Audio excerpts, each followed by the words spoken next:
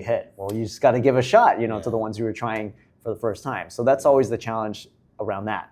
The other one is the casting, and it's like something like I said, I wanted a diverse group. It was 2 Asian Americans and 1 Black American character.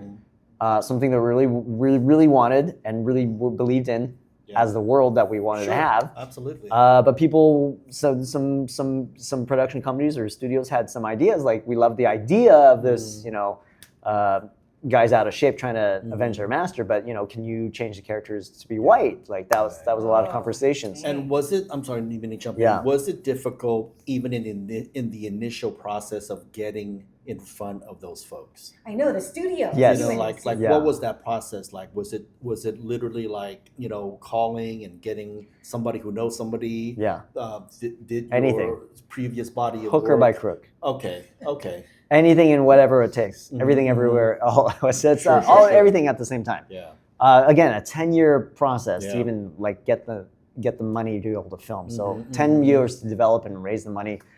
So whoever would answer our calls, and I'll get to that very quickly. But when we're talking to the studios, they have business mandates and whatever they have to figure out and make it have a promise of a profit. So a white casting of white actors is going to be more box office potential. That's the wisdom at that time, and maybe still today. It still is to this point.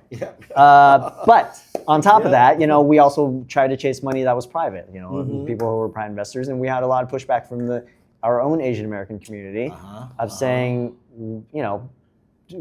this is a kung fu movie. Why are you portraying more characters that are more of our people as kung fu? Because we have a long-standing stereotype, and I understand that. But it's like, but I like kung fu. It's like, again, different. Getting past the self-conscious of it all. It's like, it is what it is. We love this, and this is the world we're making. It's not we're not chasing, we're not perpetuating a stereotype just because, but it's a real world we know. And it's like, that's the thing that we kind of lock back into. So again, it was the push-pull of like different communities, and what I've learned looking past now as Zen stage, but everybody has ideas. Everybody's gotta get. But it's your idea. 100%. But in terms of everybody has an idea of, but who's in the arena to use that, to the reference. But like we're the ones creating it, and we're the ones to be on the hook. So we take those creative risks about what we want to do, and we make the choices to find the right partners.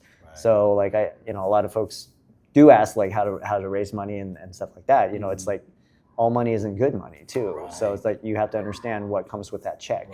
And sometimes there can be compromises that you don't want to acquiesce to. Exactly. They own you. Right. Yeah.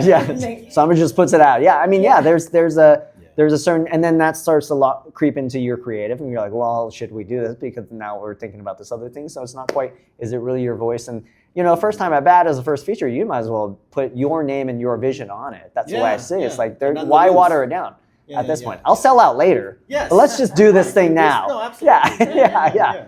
But that's the point. It's like, why do this? Why this whole exercise if we're not doing the thing that we want to? Yeah. You how to duck